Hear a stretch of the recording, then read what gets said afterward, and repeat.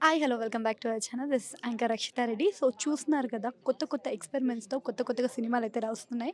So ఇప్పుడు కొత్తగా ఎక్స్పెరిమెంటల్గా మనకి స్టోరీతో పాటు డైరెక్షన్, ప్రొడ్యూస్ అన్నీ కలిపి ఒకటే సినిమాతో రారాజతో అయితే మనకి డైరెక్టర్ అయితే వచ్చారనమాట. అతనే మన బి శివప్రసాద్ గారు. సో అసలు ఈ సినిమాలో ఏముంది, అసలు ఈ ట్రైలర్ ఏంటి కొత్తగా ఉంది, ఇవన్నీ విషయాలు కూడా డైరెక్టర్తో చర్చిద్దాం. 26 క్యారెక్టర్స్ అయితే ఉన్నాయని చెప్తున్నారు. మనకి క్యాస్ట్ అండ్ క్రూ కనిపించకపోయినా గానీ, మనం కొత్తగా ఎక్స్‌పెరిమెంట్ అని అనుకోవచ్చు. 26 ప్లస్ క్యారెక్టర్స్ కూడా చూపించరా?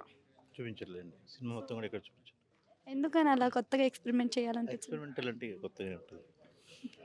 సో, ఇప్పుడు చాలా జోనర్స్ ఉన్నాయి రాసుకోవడానికి. మీరేదో రాసేసాను అని చెప్పారు. సో, అనుకోకుండా రాసాను అని చెప్తున్నారు. సో, అనుకోకుండా రాసింది ఎందుకు ఈ హారర్ జోనరే ఎందుకు మీరు ఎంచుకోవాల్సొచ్చింది? హర్రరే కానీ దాంట్లో లవ్, కామెడీ అన్నీ ఉన్నాయండి. అన్నీ టోటల్ ఫుల్ ఫ్లెడ్జ్డ్ మూవీ. హ్మ్. సో, ప్రీవియస్ మనం చాలా మూవీస్ ఇలానే చూసుకున్నాం. లైక్ 'పిజ్జా' లాంటి మూవీస్‌లో కూడా ఒక క్యారెక్టర్స్ అనేవి వెళ్ళేసి రావడం ఇలాంటివి చూస్తుంటాం. బట్ మీరు కొంచెం డిఫరెంట్‌గా చూపిస్తున్నారు. ఓకే. మేము యాక్సెప్ట్ చేస్తాము. బట్ ఏ దానికైనా సరే ప్రతి దానికి ఎక్స్‌ప్రెషన్, ఎమోషన్ అనేది చాలా ఇంపార్టెంట్. సో, మీరు అవన్నీ కూడా మాకెలా చూపించబోతున్నారు? సినిమాలో అర్థమవుతుంది. మ్యూజిక్‌తో వెళ్ళిపోతుంది. బ్యాక్‌గ్రౌండ్ మ్యూజిక్‌తో వెళ్ళిపోతుంది. ప్రతి ఫ్రేమ్‌లో కూడా కనిపిస్తారు. ఫేసెస్ రివీల్ చేయమంతే. హ్మ్. అన్ని వాళ్ళ టోటల్ మూమెంట్స్ అన్నీ కనిపిస్తాయి. Just face reveal చేయమంతే.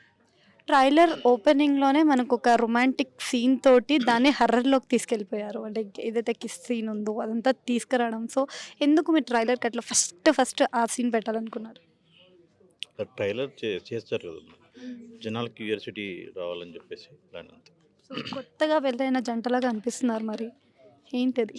సినిమా చూసాక మీరు తప్పకుండా వస్తారా సినిమాకి? చూడండి. చూసాక మళ్ళీ కలుద్దాం మనం. అంటే మాకు కూడా కొంచెం క్యూరియాసిటీ అంతే. పెరిగిపోతుందనమాట. అందుకే. మీరు ఆ క్యూరియాసిటీ తోటి అడుగుతున్నారు గదా! ఆ క్యూరియాసిటీ తోటి సినిమాకి రావాలి. చూసాక మనం అప్పుడు మళ్ళీ వెళ్తాం మళ్ళీ. So, okay. ఇప్పుడు మనకి ట్రైలర్‌లో ఇంకొకటి కూడా చూపిచ్చారు. జైల్ సీన్ అనేదైతే చూపిచ్చారు కదా!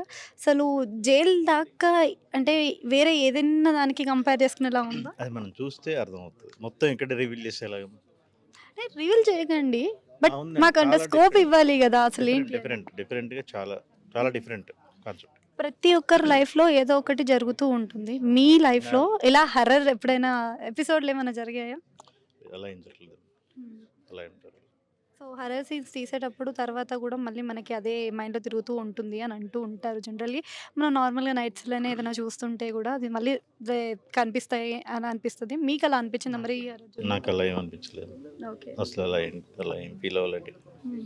So, thank you so much. Thank you.